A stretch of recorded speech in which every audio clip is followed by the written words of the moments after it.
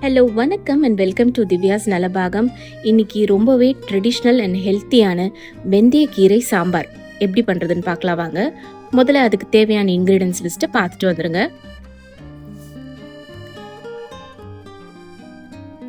இதுக்கு இந்த பெரிய வெந்தயக்கீரை இருக்கு இல்லையா, அது வந்து ஒரு 2 கட்டு எடுத்திருக்கேன். இதை இப்போ நல்லா கழுவிட்டு இந்த மாதிரி 1-2மா கட் பண்ணி வச்சுக்கோங்க.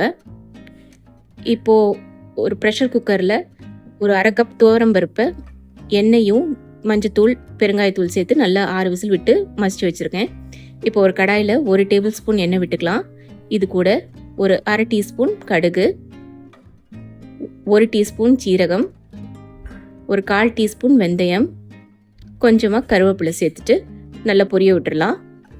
இது பொரிஞ்சதும் ஒரு 10-15 சின்ன வெங்காயம் சேர்த்துருக்கேன். அதையும் சேர்த்து நல்லா வதக்கிடுங்க. வெங்காயம் வதங்கணும் ஒரு 1/4 டீஸ்பூன் பெருங்காயத்தூள் சேர்த்துக்கலாம். இது கூடவே ஒரு 2 டீஸ்பூன் அளவுக்கு சாம்பார் தூள், உங்கள் காரத்தை தகுந்தது சேர்த்துக்கோங்க. அதையும் ஃபியூ செகண்ட்ஸ் வதக்கிடுங்க. இதில் வந்து இப்போது புளி கரைசல் சேர்த்துருக்கேன். ஒரு சின்ன லெமன் சைஸ் புளியை எடுத்து கரைச்சி வச்சுருக்கேன். அதையும் சேர்த்துடலாம். இப்போ கட் பண்ணி வச்ச வெந்தயக்கீரையும் சேர்த்துருங்க. எல்லாத்தையும் நல்லா கலந்து விட்டுக்கோங்க. இந்த கீரையை ஒரு 2 நிமிஷம் வதக்கிடுங்க. இது ரொம்ப சீக்கிரம் வெந்துடும். இப்போ வந்து வேக வச்ச பருப்பை சேர்த்துடலாம். இதையும் நல்லா கலந்து விட்டுட்டு இந்த சாம்பாருக்கு தேவையான தண்ணி சேர்த்துக்கோங்க. நான் ஒரு கப் சேர்க்குறேன். இது கூடவே தேவையான அளவு உப்பு சேர்த்துடலாம். எல்லாத்தையும் நல்லா மிக்ஸ் பண்ணி விட்டுடுங்க.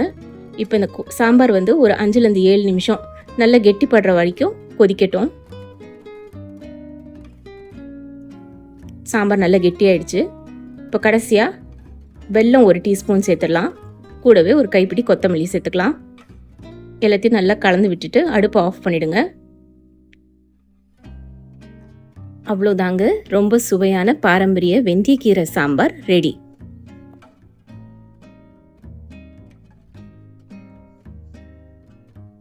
எப்படி இருக்குன்னு செஞ்சு பார்த்துட்டு உங்கள் வியூஸை கமெண்ட்ஸில் சொல்லுங்கள். தேங்க்யூ ஃபார் வாட்சிங்.